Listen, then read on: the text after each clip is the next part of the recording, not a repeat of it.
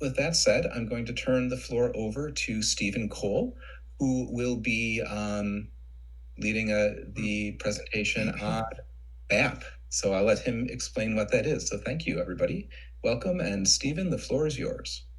And thank you so much. It really is a pleasure and honor to be here. And a deep, deep thanks to you, Steve, and the program committee. You guys are doing such a great job of just bringing this whole project to the next level of excellence and fun. So it's a pleasure and an honor. I thank you for that, and I thank my co-facilitators for working hard to put this program together, and to thank all of you for attending. Here we go, and if you lose me or lose sound or something isn't working right, raise your hand, interrupt, and hopefully things will be functioning. So here we are, we're talking about BAP, and we're going to update this group and what we've been working on and exploring GCQs, Generative Closed Questioning. So the disclosures were a not-for-profit, the Brief Action Planning Network. I want to acknowledge the people who have helped develop Brief Action Planning and the large group of people who have contributed to the development of the construct of this integration called the BAP-MI. What do we hope for? At the end of this program, that you all attending will feel enthusiastic about learning and using Brief Action Planning, that you'll enjoy exploring and practicing Brief Action Planning and GCQs, and you'll join us in integrating, studying, and teaching Brief Action Planning within the world of motivational interviewing and throughout wider healthcare endeavors. Our agenda for this morning, I'm going to begin with an overview, an update of Brief Action Planning, and touching on 4 or 5 central constructs.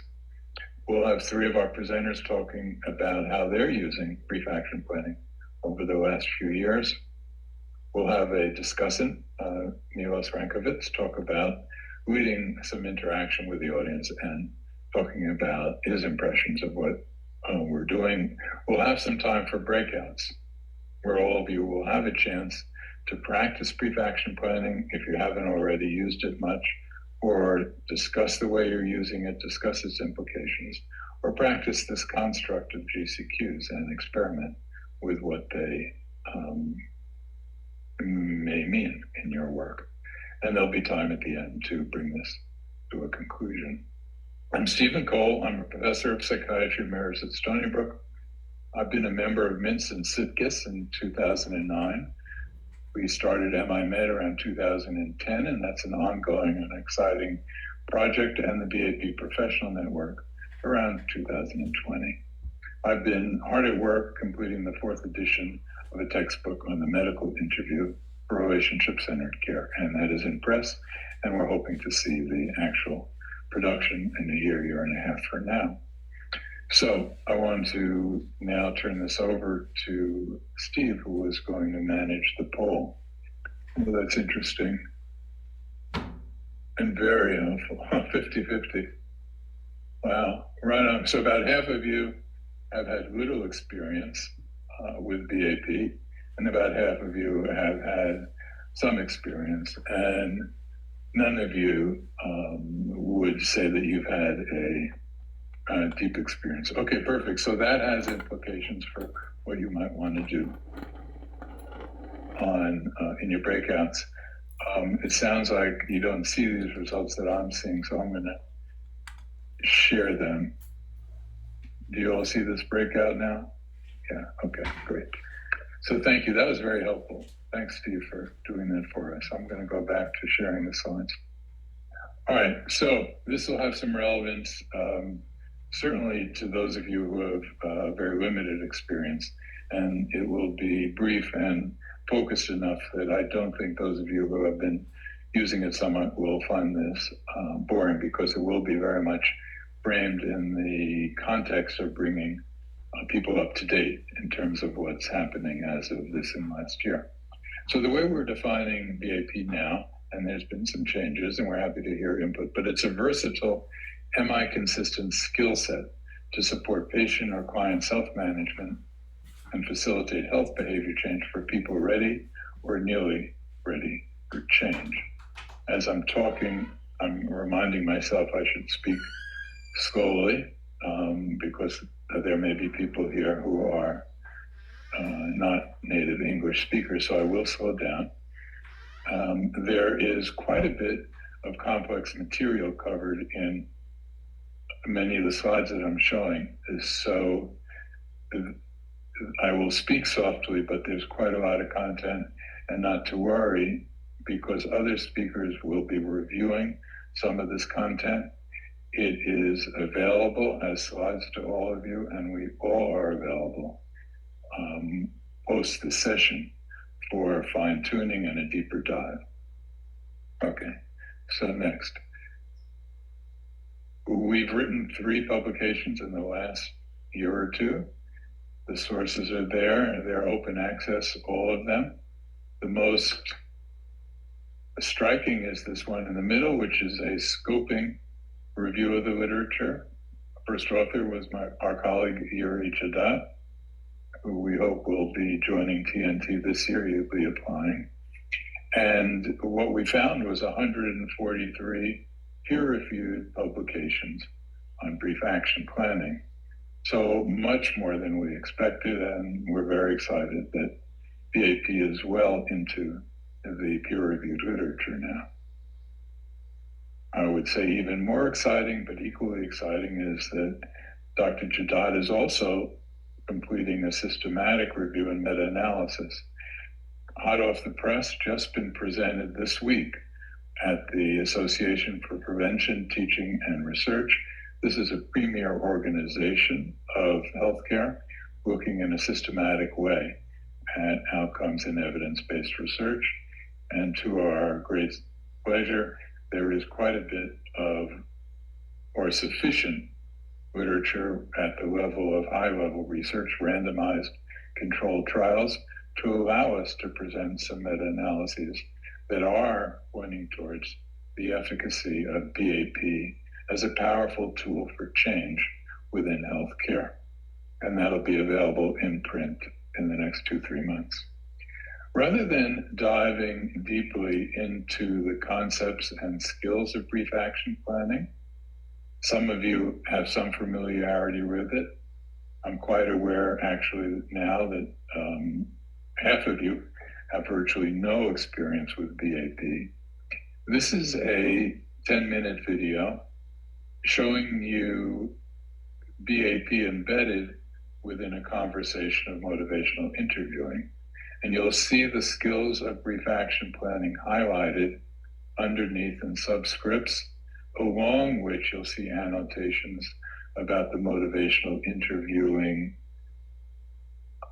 concepts and skills that are used throughout. So the annotations cover 4 or 5 different kinds of things, and it's available actually online, this video, so it's easy to review for those of you who would like to watch it. So I'm going to go ahead and start it. Mr. Stabler is a 43-year-old married high school graduate, father of 2, whose mother had a stroke last year. He has high blood pressure himself and started treatment for that about 9 months ago. His pressure is not yet under good control.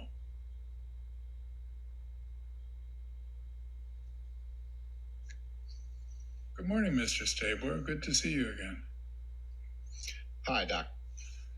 How's everything going?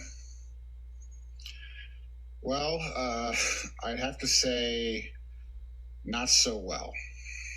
Oh, dear, sorry to hear that. Can you say some more? Oh, my blood pressure's still up, and my mom, she's not doing well. She's still in the nursing home. She can't take care of herself. You're worried. I am. I'm worried about my mom, and I'm worried about myself. I don't want to have a stroke. You've got a lot going on. You're worried about your mom. You're worried about your pressure still being high, even with the new medicines. That's right. I am worried. What should I do?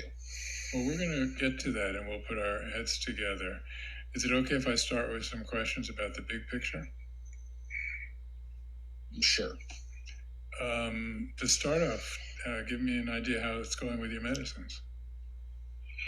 Well, I'm taking them for the most part. The water pill makes me pee too much. I guess I might forget that one sometimes. I don't know. Maybe I need something else. Well, lots of people have trouble with that water pill, and we'll get to that. We'll talk about options. Before we get there, can I ask you what else is on your mind today to make sure we don't forget anything? Okay. I mean, that's really about it. Just my blood pressure. I mean, of course, there's lots of stress, teenage kids, my job, not enough money, but nothing really new. You said I should get some exercise and eat better. And you said to cut down on the beer, which is hard. I can't say I'm making much progress on any of it. I got you. So this is difficult. Cutting down on beer, eating healthy, exercise. That's hard for everyone. But it sounds like you do have an interest in finding some way to address those lifestyle issues. I'm sure I'm interested. Maybe there's like a pill that could help me with my weight. I mean, that'd probably help. You and me both. Sure, wouldn't that be nice? We'll talk about all kinds of options with the medicines. Before we get to that, I'm hearing that this weight thing, though, it's very important to you. Well, I don't like the way I look. I feel really fat. Sometimes it's hard, just to get around. I know I need to lose weight. It's just really hard, and it feels like nothing I do works. I got it. You're frustrated. But on the other side, I'm hearing that it is important to you. I'm wondering if you think about how important on a scale of like 0 to 10, where 0 means not important and 10 means very, very important. I wonder where you'd put yourself. I'd say maybe a 6. I guess a 7. I mean, pretty important. Sounds that way. Well, 6 or 7 is up there. It's certainly a lot higher than a 5, a 4, or a 3. I'm wondering what gets you to a 7. I used to be 30 or 40 pounds lighter, and I felt better. I had more energy. I looked better.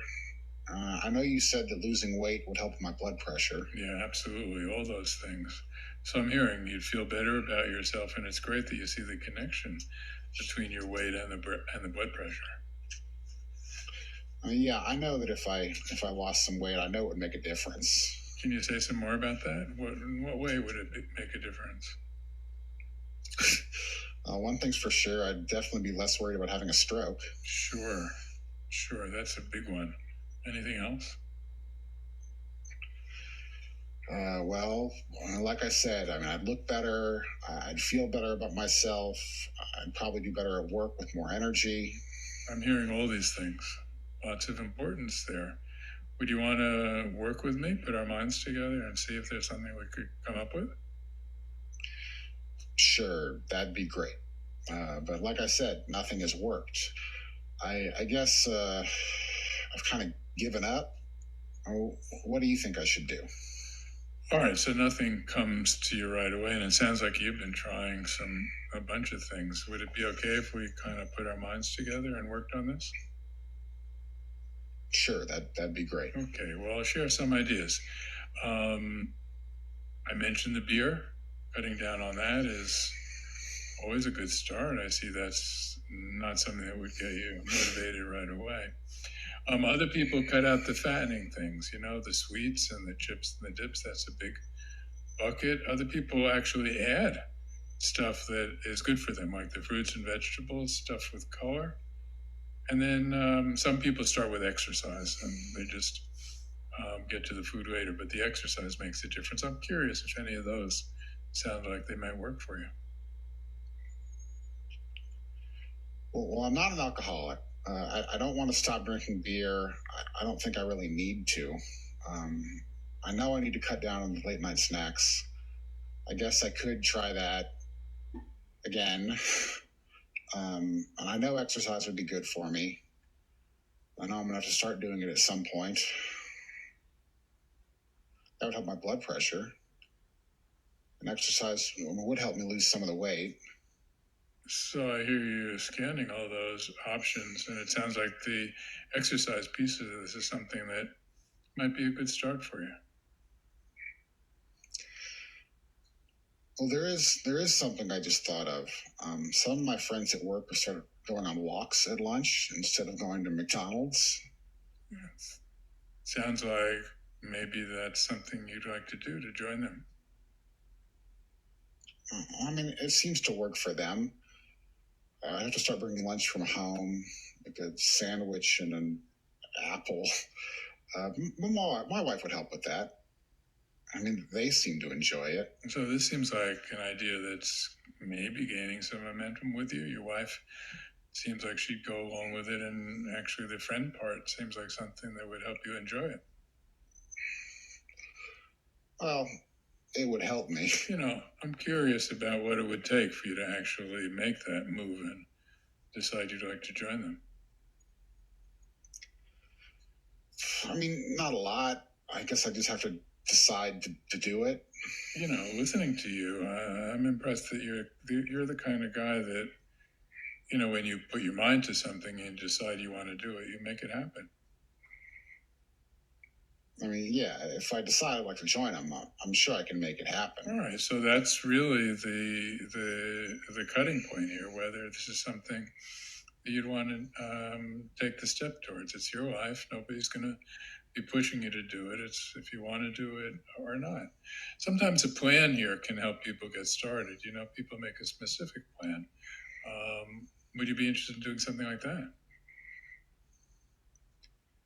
Well, what do you mean plan? Well, a specific plan would be some sort of concrete ideas about exactly what you do. Like in this situation, maybe who you'll ask, if it's about a walk, how often you'd like to go, how far, those kinds of things. Okay. I think the person who kind of leads the group is my buddy Bill. I could let him know I'd like to join them. Would you like to go ahead and pick a time to do that? Sure. I'll do that tomorrow or Thursday. I mean, I'm ready to get started. It sounds like you really are. Any idea about how far you'd like to walk or how often? That I'm not really sure. I'll just go with them. I think they do like 20 minutes. They go to the park and back when there's good weather. About how often do you think you'd want to do this? I think they go 3 times a week, and I mean that seems like a lot to start with, at least now in the beginning. Twice a week would be a good start. Maybe it'll happen more often after that. Well, it sounds like this is a plan that's really, you know, getting a lot of specificity. Would you want to tell it back to me so we're sure we're working on the same page about this? Okay, I'm going to ask Bill tomorrow if I can join them about twice a week, maybe Monday and Thursday, just to get started. I can always go up to Monday, Wednesday, Friday after that if I like it. I'm going to ask my wife if she can pack a healthier lunch for me. I don't think she'll mind. She'll actually probably be happy that I'm doing something good for my health. Well, sounds like a plan that's really solid and specific for you. I'm wondering about how confident you might feel about a plan, because sometimes that can change. A 0, where you're sure you're not going to do it, as you reflect back, and as you reflect forward, you know, this is a 10. I'm going to do it. Where would you put yourself? Well, it's been really hard to get started on exercise, but I mean, this is a plan with my friends and it works. I don't think it'll be that hard. I'd say at least a 7, maybe an 8. Oh, well, great. That sounds like really strong. I wonder if you want to build in a check on things, you know, so as things go throughout the week, whether you'd want to mark on a calendar or check with a friend about how things are going for you. Would you like to do that? No, I don't think I need to do something like that. I mean, Bill's there with me every day, so he'll be checking on me all the time. And I'm sure my wife will be asking me about it too. Okay, I think we got a good plan going. Let's go over to your medicines right now. Okay.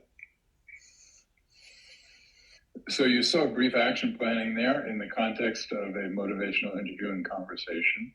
I see a lot of comments in the chat box. Because we have so much content, I'm going to ask your forbearance and that we postpone the discussion or questions for another 15, 20 minutes, because these will accumulate. So there are four kind of buckets that I wanted to address. I'm going to start at the end where you saw the brief action planning in this conversation. And the way we're talking about it now is if you think about the 5 foundational skills of brief action planning, we're thinking about 2 of them related to making a plan and 3 of them related to reinforcing the plan. So the conversation at question 1 of brief action planning, we talk about as a generative closed question, is there anything you'd like to do for your health?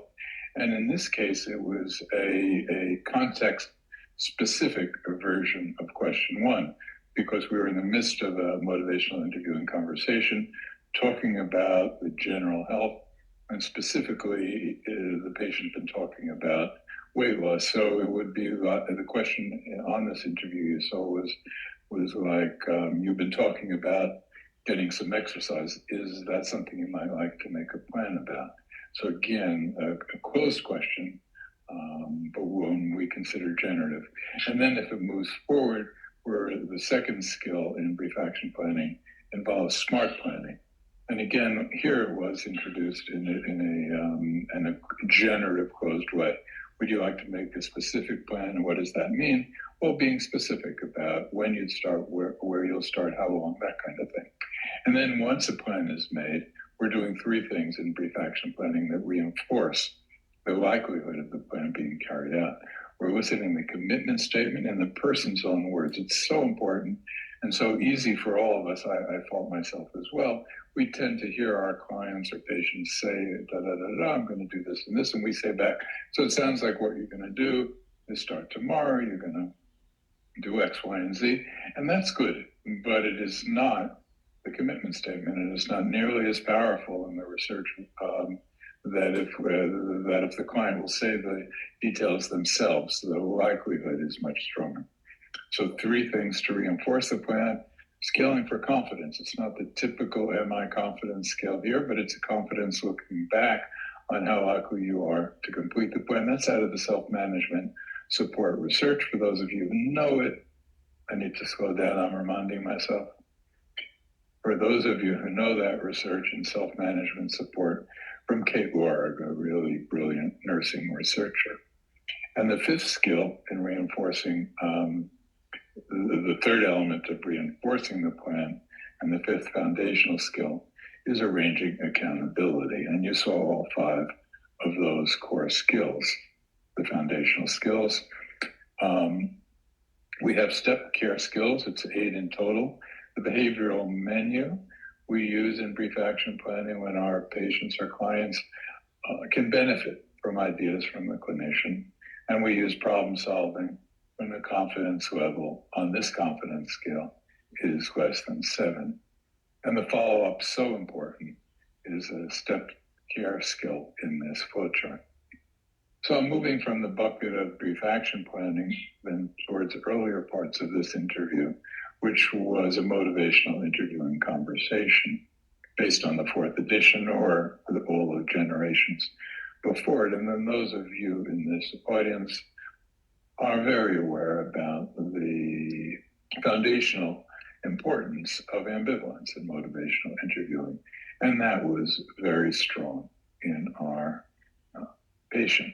Which way should I go? And particularly with persistent unhealthy behaviors. So this is one of the complex slides I mentioned in the beginning and that we'd be presenting, and we can deconstruct or dive back into at later times, and it is in the PDF files you all have. But what we have here is our reconstruction and language for what is contained in the wisdom of motivational interviewing research and clinical care, which has brought us all to the meeting today. So it's about the linguistic dynamics between the therapist and the ambivalent patient. So back and forth, the dynamics. And we know that there are things, and I'm calling them dynamics, that can lead this balance in ambivalence more towards sustained talk or more towards change talk. And so much really brilliant research has shown us what things the therapist does that can tip the scale in a small way, either this way or that way. So this complex slide is the deconstruction of Mr. Stabler. What happened in that 10-minute interview? Well, we think it's a combination of BAP here on the left and MI on the right into this construct we're calling BAP-MI. So between the client and Mr. Stabler and the therapist, a lot was going on in the area of ambivalence. The interviewer was using highly tuned motivational interviewing skills, both from a coding point of view, the relational skills of MI as well as the technical skills. The relational skills were used both to enhance the relationship, but they were also strategically deployed and themselves elicited change talk. There were reflections, affirmations, and supportive autonomy. There were technical skills once the relationship felt solid, softening sustained talk and cultivating change talk, all of which leading to hopefully strategically and oriented that way towards increasing change talk. And the element of the BAP-MI here, which you saw, was that this was moving towards a probe with question one, in this case, a context-specific version of question one. It sounds like perhaps you may want to make a plan about exercise, a generative closed question in our view. Then the patient in the progress and throughout the BAP process here, it's not a unidirectional simple flow. So BAP sometimes is deceptively easy because throughout BAP, the therapist was intermingling as needed relational skills when they were needed, strategic deployment of relational skills, and continuing technical skills even throughout the pathway, structured pathway of BAP. And so we had a change plan, and from research, we hope and know that once people do make change plans, it's more likely that change will occur. So that we move from the bucket of BAP to the bucket of BAP-MI, moving quickly to the bucket of this concept we're calling generative closed questions. So let's go back to open and closed questions, the definitions from MI 4. And this is typical and not unusual from the communication literature that's been going on 50, 80 years or more. An open question is one offering a person broad latitude. It's what I learned in medical school in the 70s. A question that limits, a closed question is limiting our answers, such as a yes or no, a short answer, or specific information. So that's open and closed, typically the ballpark of open and closed. But we all have known that there is something else somewhere, but it's been hard to define. So when we introduced question one of BAP in circa 2000, is there anything you'd like to do for your health? We were aware and we tested it and we tried it with our patients that it was closed, but we wrote about it and described it as generative and didn't quite know what that meant. And then we came across this literature from Peter Worley, open thinking, closed questioning. So from this very rich article in 2015, his future work, a book in 2019, I highly recommend them. He's an educational philosopher. So he's talking about what kinds of questions are useful for generating thinking in our children. And to me, that's similar to the kinds of questions that generate exploration in our clients and patients. So Worley says in this paper, he identifies a confusion between open and closed questions that it's ordinarily used. because there are grammatically open and closed questions, but then there are some questions which are grammatically closed, but open conceptually. And so the question that he poses in his work is his mind the same as the brain? What an exciting question that is. And to him, just on the face of it, what a great question for kids to be faced with. Closed, of course, but generative and productive in a very striking way. Is there an analogy clinically? And our feeling is that there is. And we find it actually in MI4. Would it be useful to talk a bit about how you might do this? And Terry Moyers recognizes in coding and the other coders that closed questions can be generative, can be productive, and can be useful. We haven't gotten to the point now about defining the difference or naming it. And that's what actually we're trying to broach now towards a definition. In BAP, we ask, is there anything you'd like to do for your health? And I keep reminding myself to slow down. Would you like to go ahead and make a plan about that? So if we're moving towards a definition of closed questioning, what might that be? And this is tentative. These are our early thoughts. Happy to hear your feedback. So a GCQ is a grammatically closed question, but it opens and specifies. And it specifies and focuses while at the same time opening. So this is the same concept that Worley talks about, but it's clunky, I think, to talk about grammatically closed but conceptually open. So GCQ is an easier concept for me. A GCQ supports autonomy and it seeks collaboration. Would you like to? A GCQ, from my clinical experience, is often a binary kind of two-tailed choice where one path sometimes indeed closes discussion, but the other opens it. Would you like to make a plan for your health? Well, no. Well, that may be a closing off unless we have the skills to sort of make that a productive discussion. But a patient who says, would you like to make a plan for your health? Yeah, I think I do. That's diving us right into that rich road of exploration. So thinking about these things along the lines of some of the great thinkers in our current world, the GCQ perhaps strategically nudges. So the book Nudge, Thaler and Sunstein, Nobel laureates in behavioral economics, through a tipping point from Malcolm Gladwell to influence planning and Robert Cialdini, who wrote a great book on influence, we're searching towards cognitive consistency. So in my mind, that could be very similar to the way Miller and Roenick suggest using amplified reflections to perhaps tip us, nudge our clients towards making a plan. So what is that? Where does this take us? Well, it leads us perhaps to rethinking the O of ORs. We don't need to make any huge changes to encompass this view of generative closed questioning. We just change the O in ORs from open questions to open questioning. So ORs can remain unchanged, but include a GCQ. So would this usefully transform a noun, open questions, to a gerund, questioning? We are talking about a dynamic relational process here. Some things I'm hoping we can think about. So what would an MI-consistent definition of GCQ look like? We have open and closed questions. So a GCQ, for a definition, which we actually now have written about and is in our book in press, is this. A GCQ is a grammatically closed question, and it's under the category of open questioning in the book on medical interviewing.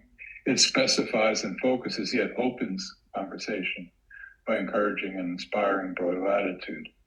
And though seemingly straightforward, our clinical experience, and some of the other facilitators may want to comment on this, suggests that effective GCQs are complex to learn for clinical practice, yet very powerful in supporting autonomy and empowering change. And we think that it's potentially definable and measurable. And I know Terry Moyers, a lot of coders struggle with this and find it just not codable. I'm wondering whether this kind of definition might make actually GCQs codable for clinical use, teaching, and research. So the final bucket that I want to get to, we've talked about BAP, BAPMI, GCQs, about what implications does BAP have for training, particularly in healthcare. So I want to start with talking about engaging and point out what many of us know, that doctors, and if you watch them and work with them and go into their rooms with them, there is engagement often there. In fact, I would say most of the time. So that's a pitfall many of us in the MI world get into. It's like we are bringing coals to Newcastle when we teach doctors about engagement, as if they don't know, because they do. We've had 50 years or more of research in communication. All medical schools in this country require interpersonal skills teaching and residencies. So doctors know a lot about engaging. They learn a lot, and they have to be qualified and certified. So if we give them that benefit of the doubt and they are engaged, why not introduce question one? Think about the physical therapy areas. People have broken their legs. Think about myocardial infarctions. New patients, they are desperate and eager to follow suggestions, and they are ready for planning. And our research now suggests, and MI4 quotes that if we do MI with people who are already engaged and ready, we may actually work counterproductively. So in our competency exams, we use GCQs now, and we do teach and highlight partnership for our medical learners in healthcare. This is a complex slide, reminding myself to slow down again, crediting Deidre and Mules, who you'll hear from. It's overly complex, perhaps. It's overly BAP greenish, but what we're trying to show here is when we move in healthcare from BAP to BAPMI, we can and do have the opportunity to introduce the full sense of what MI Spirit means, the full sense of what MI means by focusing and the brilliance of evoking. And we have lots of opportunities, though, to introduce BAP. So we don't want to give the impression that the green is MI filled with BAP, but just to give you the idea that we can carefully, cautiously, clinically appropriately introduce BAP throughout MI conversations, perhaps much earlier than we typically do. So what have we been doing, I've been doing in the last 20 years? An early version of BAP was developed 20 years ago as a tool for chronic illness care. We introduced it into the MI world in 2010. And in the last 3-4 years, we've been implementing BAP and BAPMI in more than 10 US medical centers. There are online programs. However, we may mention that she's achieved CE credits for these courses. Through her program, we offer CME through Stony Brook, and it's available for self-directed online learning. To give you a sense, we've been tracking learners' appreciation of the online programs, and it's quite high. Almost 300 learners over the last 10 years feel that it contributed very usefully to their clinical practice. So I'm going to stop and move right on to Bob's video now. I wish we had more time for discussion and questions, but we'll get there. So I'm going to roll right into Bob's talk, and he was sorry that he couldn't be here. He's engaged in teaching right now. Good day, everyone. As Steve has shared, I'll be talking with you a little bit about how we, my wife and I, use brief action planning in our motivational interviewing trainings. I'm Bob Jope, member of MINT, and just want to share with you briefly a little bit about my background with motivational interviewing, because you could be rightly thinking to yourself, why should we listen to this guy? He clearly cuts his own hair. And what does that say? So this is just a little bit of an MI bio of mine. But the upshot is, at this point, I've been teaching motivational interviewing since around 2008. And since my wife joined me in 2020, she a certified Mighty Coder. We've been collaborating on providing MI training, particularly at intermediate and advanced levels. Since that time, we do typically 2, 3, 4 trainings a week, particularly in our busy season, which tends to be the spring. So we do a lot of this, and we've noticed a lot of things about the impact that we see from brief action planning in our trainings. But first, a little bit about how I came in contact with it. Some of you might remember a charming video that Tamara Gutnick put out around 2010 titled Mr. Smith's Smoking Evolution. And if you haven't seen it, I recommend going to look for it. You can find it on YouTube under that title. And it really is a nice little introduction to motivational interviewing directed at healthcare professionals. I think particularly physicians were her audience at the time. And it was a video that I began to use in trainings just because it was entertaining, it was fun, but also really looked at some MI concepts, particularly change talk and the approach that we take in motivational interviewing of engaging with the person and being open to their ambivalence. But after that video started to turn up, Steve Cole followed it up by posting an email in the listserv that gave more information on that. I noticed that at the time, but did not follow up on that until around 2014 when the flow chart came out. Many of you have seen the 2014 flow chart, very colorful, and walks the practitioner through the various steps of brief action planning.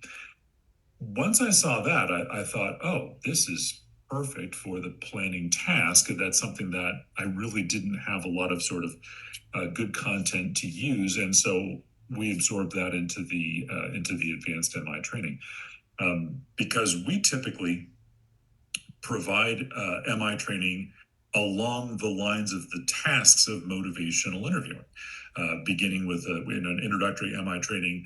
We talk about spirit and skills, and so engaging is really where we're at.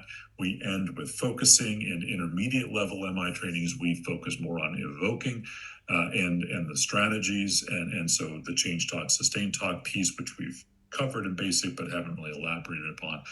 And then finally, in advanced MI, as people are really starting to build their skills, we focus on fidelity, but also the planning task. And that's really where brief action planning has found a home with us. We've been very satisfied with it because, well, these three reasons, really, it gives people a bit of a structure around the planning task. They may have other ways that they do planning, but this is a very broadly viable set of tools that a person can bring into the planning task and use pretty interchangeably, regardless of the type of change that might happen to be at issue. Secondly, we're, of course, as most MI trainers are, big into participation, specifically trying this out, coached practice, and getting people into triads where they're talking about a change they could make. Someone's using MI with them. And this provides the opportunity for the generation of a goal that can carry them outside of the training itself. So it's yes about building the skills, but also about maybe taking a change with you into your life and building on that. And what I particularly like about brief action planning in that regard is the check-in piece. The participants are encouraged to ask that last question: would it be all right if we check in with each other on this at some point? And so what we commonly find happening, and I certainly do this in the demonstration conversation with brief action planning, and then participants will typically duplicate that, is they're actually making arrangements with their client, their colleague, to follow up with them after the training is over, and help them to be true to what they commit to. And check in with them about how it went and do that piece. And we've seen actually relationships and friendships grow out of that in the training experience. And of course, change happening, in the context of that. So that's just a little bit about our use of brief action planning, the place that it has in our MI training sequence, and what we've seen in actual practice of that. So I encourage any of you that are interested to maybe give that a try yourselves if you haven't, and see what you see in terms of your learner's experience. Thank you very much for your time, and I look forward to seeing as many of you as I can in Minneapolis. Well, thank you, Bob. Hillary, your turn. Hey, everybody. Hey, y'all. Happy St. Patrick's Day for those that celebrate. I have been a member of the Mint since 2011. And when I attended the Mint Forum in Malahide, Ireland, I attended a pre-forum day with Denise Ernst and others. And the title of that pre-forum day was The Planning Process, at the time, right? It was called Process, the Often Forgotten Process. And this title really clicked for me as an MI trainer, because in my experience of training up until that point, there was often a lot of focus on engaging, focusing, evoking, engaging. And then, when they decide, when your clients decide they're ready for change, then you help them make a change plan. It was kind of just like brushed over. And that day with them really helped me look more deeply at the importance of the planning task as a trainer.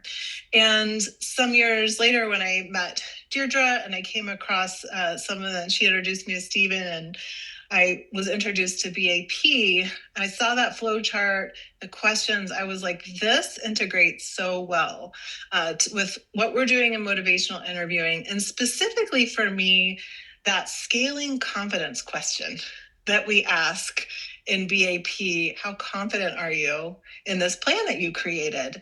I had never thought to use the scaling question as a temperature taking moment with a client. And how many times have I worked with a client and they walked out the door and I haven't checked in with them about their actual confidence in that plan? I often overestimate or underestimate that plan. So I run MI Center for Change, where I also have an online MI Academy, and here in the United States offer a lot of continuing education through American Psychological Association, National Board of Certified Counselors, the Social Work Board, and others, most recently accredited for health coaches in BHC. I have begun integrating teaching BAP with my intermediate and advanced level courses, as well as I have a certificate of advanced practice, a really intensive 1-year long program for learners. And I've included, in partnership with Stephen Cole, this 8-hour course that he provides on brief action planning, so that motivational interviewing learners have additional skills to bring some focus to this planning task of motivational interviewing. As I've found it incredibly helpful. Learners are always asking for tools and skills that they can use and integrate. And I found this to be motivational interviewing consistent and just really complementary to my work as a trainer with participants. Yeah, that was the title of the often forgotten task. Yeah, that Denise presented on. And so, even on the slide, you sort of see it's like in the tippy top, but like, hey, there's a lot of importance to this this process. So great, thanks, I'm Laura. good. Okay, Deidre. Okay. Hi, everyone. So lovely to be here along with Steve, Hillary, Milos. I have a slide here as well, kind of like Bob had, just giving my resume a bit. So just to state, I am working with the VA Medical Center in Northport, Long Island, New York. And there I have the role as health behavior coordinator in a program called Health Promotion, Disease Prevention, which has a lot to do with patient-centered or relationship-centered care and training people throughout the hospital, practitioners in that. I am also a training director of a postdoctoral fellowship in health psychology. And at VA, I am a regional trainer for MI. So some of you maybe are familiar with the VA programming and all the training they do in MI. They have a really lovely program that trains us in MI, in consultation of MI, and then to be a trainer in MI. It's a really good primer to be able to get into Mint.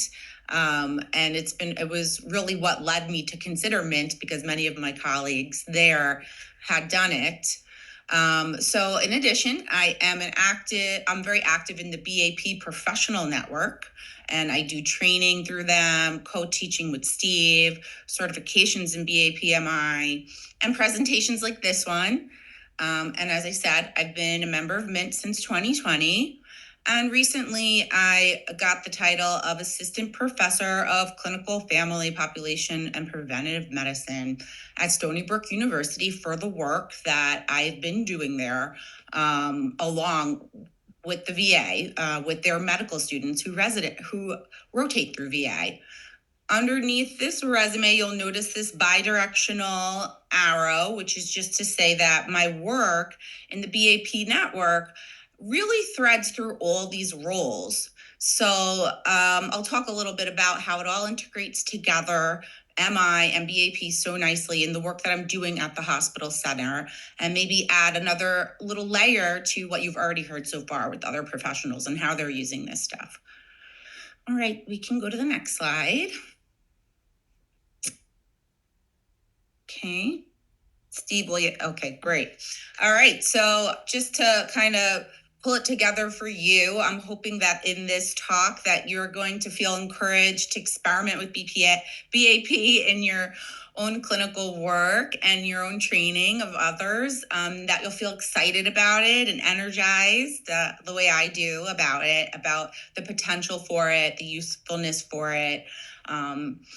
And that you might consider joining the BAP network and generating, studying, clarifying the use of BAP and MI in the fields that you all work in. Okay, next slide. Okay, so just a little more about health promotion, disease prevention at the VA, HPDP for short. We provide training, education, and clinical services to veterans themselves that promote well-being, managing chronic illnesses, increasing quality of life. And we also integrate with primary care. At the VA, we call this PACT, Patient-Aligned Care Teams. And within PACT, we are providing training to physicians and nurses on these different techniques. MI is one of the built-in trainings that's required within the first 2 years of being hired at VA, as well as something that at VA we call Teach for Success. It's really similar to MI. It's just kind of a different language for the same kinds of patient-centered skills. And in addition to that, we can add in BAP, which we're doing in particular with our preventive medicine and internal medicine residents that are rotating through health promotion, as well as rotating through primary care at the VA. All right. So next slide. All right. So this slide maybe strikes, it's very colorful. There's a lot on it. There's a lot going on. So I'm going to break it down a little, but really what I hope comes across is just the multi-layer and the multidisciplinary learning that is going on at the VA in the roles that I'm playing there at the Northport VA Medical Center. So on like the one side here with the arrows and the wording, I'm talking about how at VA and Stony Brook were coming together to provide training to psychology postdoctoral fellows, as well as the Stony Brook medical residents, preventive medicine and IM residents. Some of that training is happening at Stony Brook, and we mentioned Dr. Yuri Jadot before. He's one of my collaborators over at Stony Brook. And some of that is happening at the VA side, and then it's the integration of the medical residents and the postdoctoral fellows together in patient care, where they can be using BAP, BAPMI, sometimes pretty fluidly. And a little bit, I think maybe even my next slide, I'll give an example of a clinic we do this in. So our fellows are learning BAP and BAPMI on the VA side, pretty in depth. I'm hosting most of that training. Steve joins me for some of it. And some of our former fellows have now become staff and are joining me in those efforts too. We have about 3 other members of the BAP network now working at the VA Medical Center.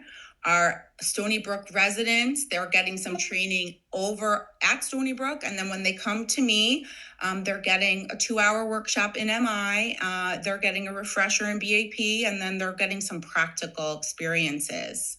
So our postdoctoral fellows, as I mentioned, are co-facilitating shared medical appointments and different groups with the residents. The postdoctoral fellows are having a chance to try out being a coach in these things themselves. They can observe the medical residents, give feedback, and they can act as a model. So there you have it. That's sort of like the layers of where this is happening. This is happening in primary care, as well as happening in the larger health promotion programming. So the next slide, I'll highlight one of I think the best integrated programs, and we're using this model. So yes, it's our tobacco cessation clinic. So all VAs do have tobacco cessation clinics, but they're different at every VA. And at ours, we are hosting a shared medical appointment 2 times a week. It's a drop-in style, so veterans can come if they want or not. We don't hound them, we don't plague them, but we've got a nice amount of vets who come. We have champions who've been quit for some time, and then we have people who have relapsed, as long as people who are trying to quit for the first time or the first time in a while. And so every day, we don't know what kind of grouping of this is going to show up, but every time we run this group, we have a medical resident and also a postdoctoral fellow present. And sometimes we even have like the preventive medicine attending, or myself as the attending for the postdoctoral fellows also present, depending where we are in the training season. And so our medical residents get to really be the information sharers that of things like nicotine replacement therapy, of all kinds of questions of the physiology of smoking and the different health effects, and emphysema and lung cancer and chronic pain, and all the things that patients want to know when they're kind of building that discrepancy and figuring out their reasons why they want to quit. And we have our postdoctoral fellows there who are the clinicians that are clinically trained and are used to facilitating groups and making sure everyone gets a chance to talk, and also modeling very strongly the ORs of MI. And knowing when it might be time to probe with the first question of BAP. So they're able to do this for and with our residents, and our residents are setting goals for themselves all the time to practice affirmation, or to do the probe for BAP, or to follow up on an action plan that was already set. So it's a really nice group where everybody kind of comes together, and the group itself might be almost like a BAP sandwich. So oftentimes people are coming in that at the group before they had set a goal, and we can open the group by checking in to see the follow-up of what happened with that. And then from there, we can kind of really thread in the MI skills, depending on the ambivalence that we're sensing in the room, as well as threading in the chance to set another goal or continue a goal or plan, or for other members of the group to kind of jump in on the momentum and perhaps set a goal themselves. So that's often what we see happening in the tobacco cessation clinic. And it's a really nice demonstration of the coming together of BAP and MI threading together. So from doing this work now for, I would say, five strong years of really like doing this and refining it. And some of you have maybe even seen me present this in a similar, but maybe less in depth, less refined fashion in the past. So doing this for around 5 years now, I'm really confident in saying that I feel that BAP is really priming our medical residents in being better MI learners. So they're coming in, they already have this understanding of the spirit. They're understanding that it needs to come from the veteran. It needs to be evocative in what we're doing. And the veteran is going to be the like expert on them and what they want to do. And that many sort of roads will lead the way.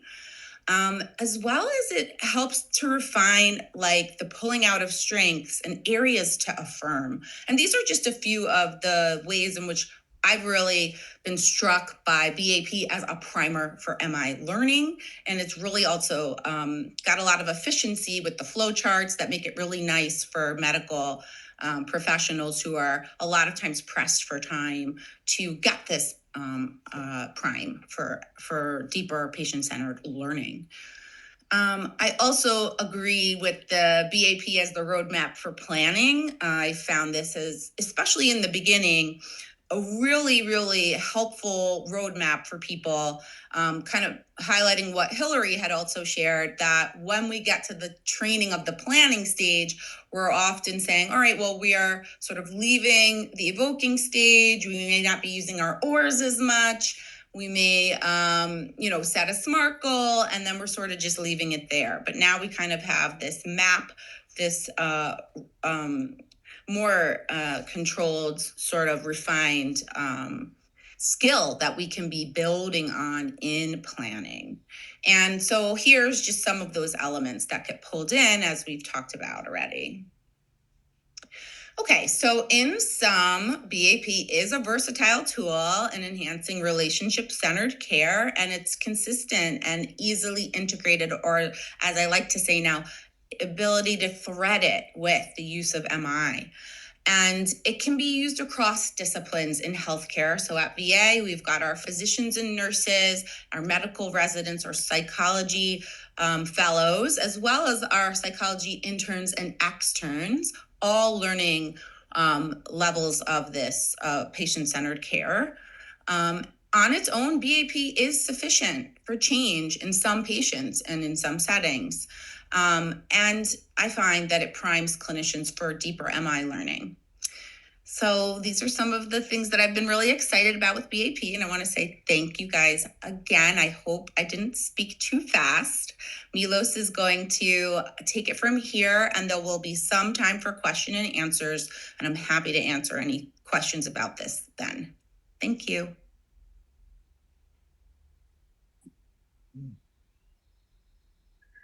Thanks, Deidre. Milos, you're on.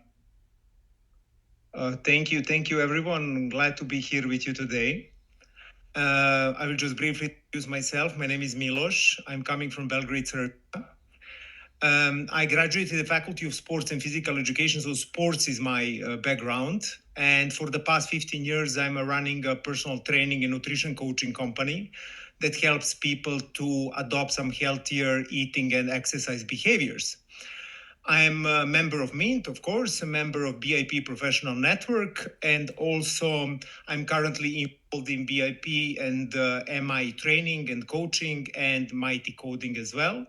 And I'm a part of Training and Practice Implementation Institute coding team. I want to share with you one thing that I really dislike when I'm attending webinars, and this is the fact that I'm sitting on a webinar for almost 45 minutes, and I didn't have a chance to ask any questions. So without further ado, we will open the floor for you. If you can do the next slide, Steve. We would like to give you the opportunity to ask some questions. And I wrote already some of the questions that people in the audience posted in the chat. So feel free now during these next 5 minutes to post more questions in the chat if you have it, or raise your hand if you like to share it openly with the group. Okay, so I wrote a few questions that were in the chat that I will. They are mostly questions that towards Steve's presentation. So if it's fine with you, I will read them, and then Steve, you can just address them as you find shortly. Yeah. So the question from Rachel Green was that what is the difference between complex reflection? It seems like you're to make a plan, and the generative close question. Well, that's a great question. And when Bob Jope and I were meeting each other just a few months ago, Milos introduced us. He asked that, and I think from the point of view of function, I think they're totally the same. So I think a complex reflection can accomplish the same thing. Let me think. Or is it in fact a closed question? A complex reflection, it sounds like you're moving in the direction of making a plan. Well, actually, then it would exactly be the same. So there's a huge overlap. But sometimes it's, a question, a complex reflection, as we've learned from Miller and Rolnick, the voice goes down. It sounds like you're about ready to make a plan, period. and a generative closed question, and we're searching and beginning here. So we're interested in your feedback. The voice would go up as a question. I'm curious if you're ready to make a plan, and it would be more with the voice up as a question. So anyway, the enormous overlap. And some may say it's more productive to present it as a complex reflection. Let me let you go on. That's a quick answer, but a great question. Okay, thanks, Steve. So the next question is from Larissa Traga. Any connections between BAP and SBIRT? Oh, yeah.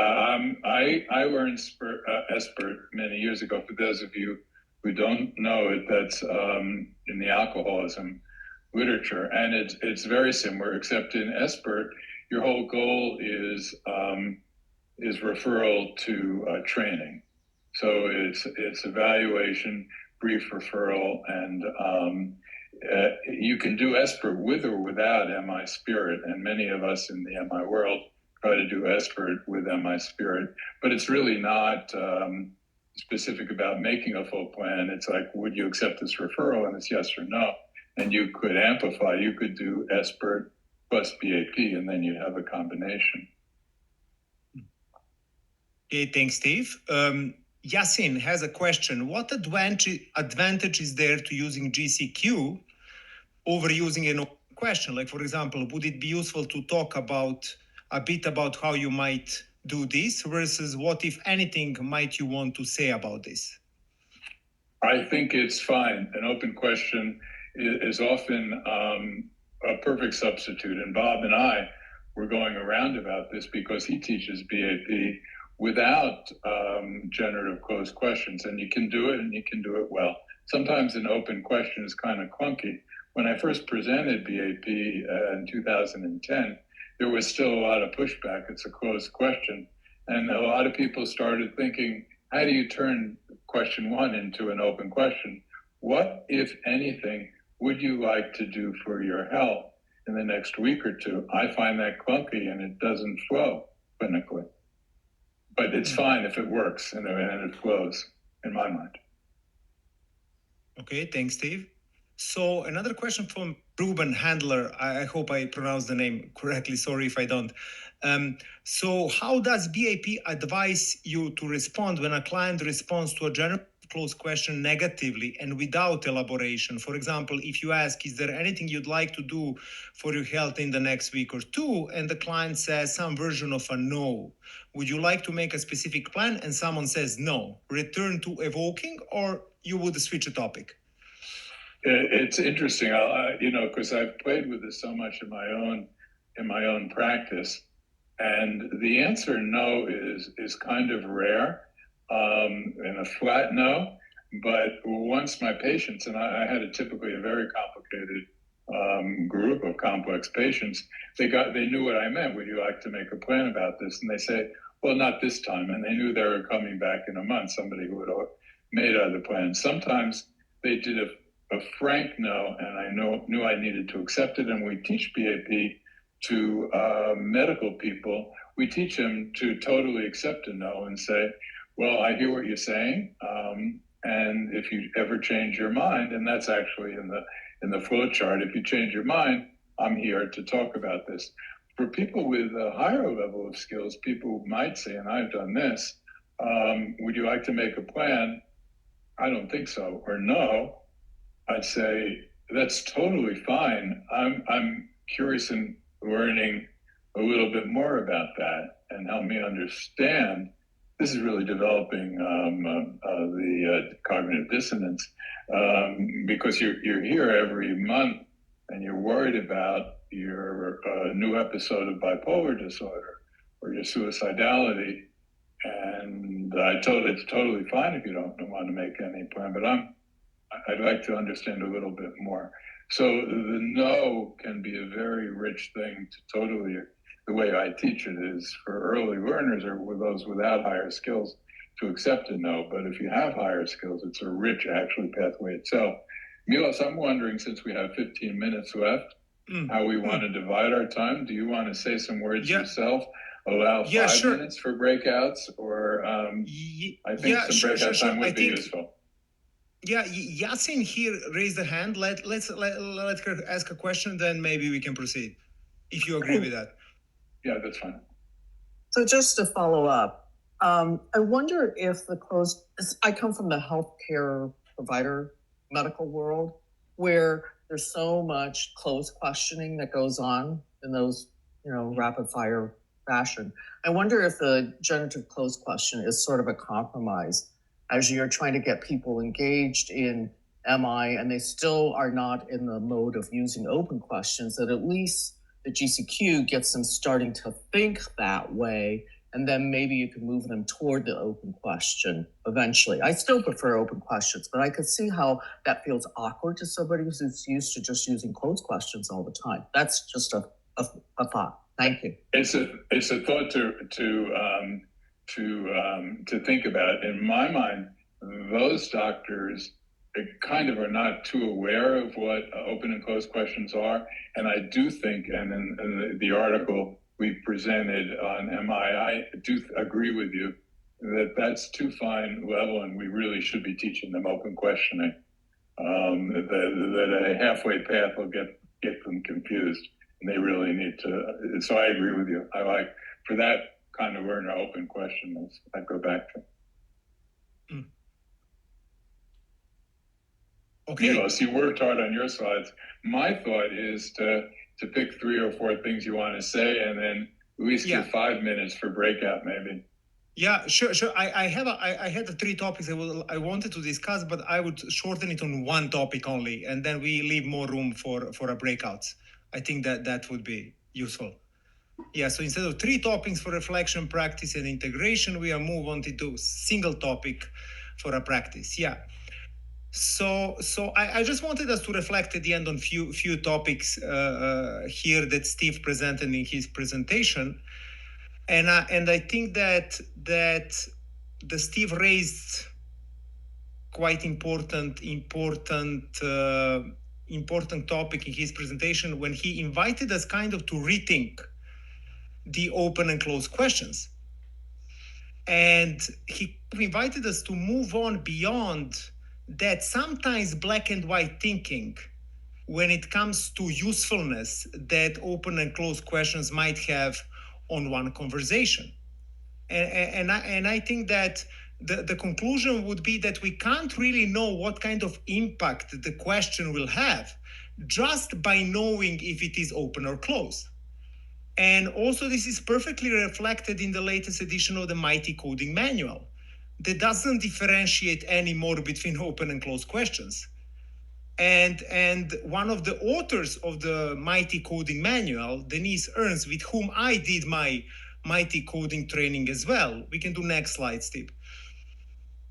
She explicitly said when was asked why those changes were made in the latest edition that there is nothing in the process research that indicated a difference in the open or closed questions made any difference to the outcome. And what the process research is actually starting to show is that instead of differentiating between open or closed, we should be looking at what the question is actually asking for. So instead of looking at the structure, we should probably looking at the direction. Does the question move the conversation in a positive direction or it doesn't? Considering that positive direction is highly dependable on the context of the particular conversation. Tell me a little bit more about your early childhood is a probably perfectly useful question in the context of a psychodynamic therapy session. And probably not that particularly useful in the context of a 10-minute conversation that healthcare practitioner has with a patient, helping him to be more consistent with his diabetes medication. So we wanted to contribute to this topic a little bit. So we can move to the next slide, Steve.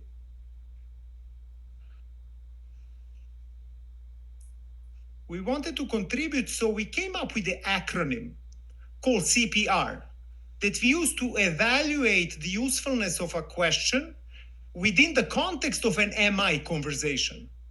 So instead of asking if it is open or closed, we should be asking maybe, does it could even change talk? or it just gathers facts? Does it promote collaboration and partnership, or it just invites sustained talk and discord? Does it reinforces strengths, resources, and past successes, or reinforces past failures and future obstacles?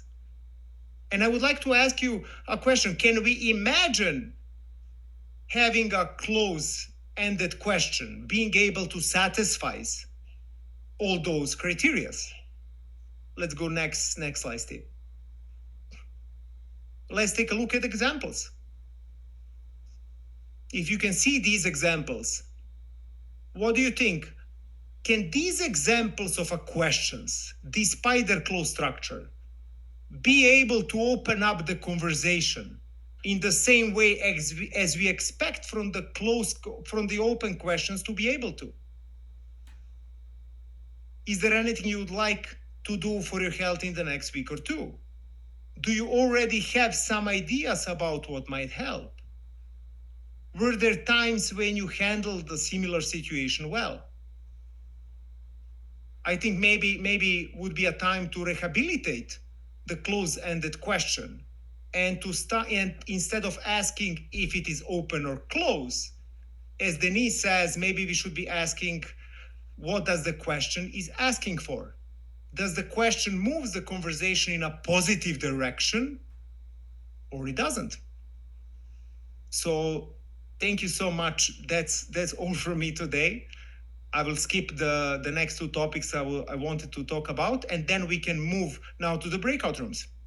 Thank you so much. I only want to say this one point, which Milos had so much to talk about, but he has a lot to say about the usefulness of BAP for maintenance. So I can say that. But we want to say one word about that, and then we'll have 5 minutes for breakout. Yeah. I think okay. So in I'm actually I'm working as a personal trainer and nutrition coach for past 15 years, and I have to guide the people throughout the whole behavior change journey, from initiation to action to maintenance and habit formation. So I think that BAP has tremendous applicability for follow-up and maintenance. We generally know that people don't have that much of a problem with initiating behavior change, although they have some, as much as they have problem with maintenance. It seems that people start a lot of different behaviors, but they don't seem able to sustain them over a longer period of time.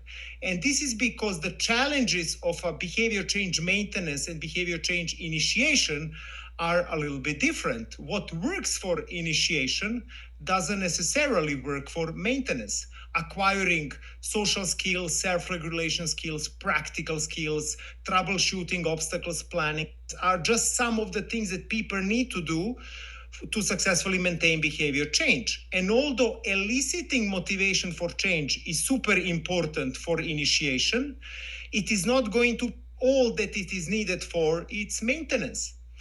Now, what does that have to do with BAP?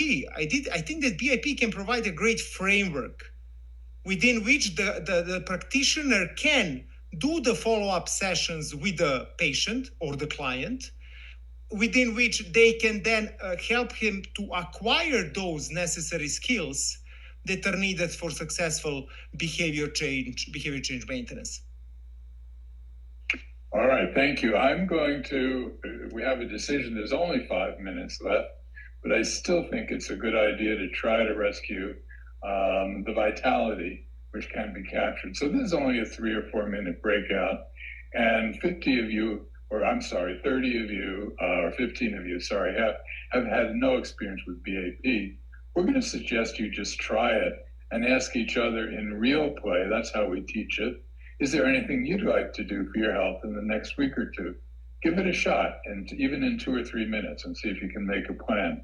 And we'll put the BAP flowchart in the chat box. For those of you who have some experience, you could talk about it, you could role play some, and we'll come back just for 1 minute at the end. So let's go ahead and break out, please, and we'll be in the main room, and it's just 3 or 4 minutes of discussion with colleagues. So it's 12:30 by my clock, and we have a responsibility to stick to our schedule. I really want to thank the PPC for putting this together, the collaborators and facilitators. for all of you in joining us. We don't have time now for further resources. I'm sorry for further discussion. Thank you for this deep dive. It was very stimulating for me. A lot of resources about BAP on the network and other places. The link is there. We hope to continue this discussion with you, with any of us, individually by email, at the Min Forum in Minneapolis and beyond outside the USA. Feel free, please, to email me with your experiences and your comments. And I think we need to end again with really a great thank you to the PPC collaborators and all of you for joining.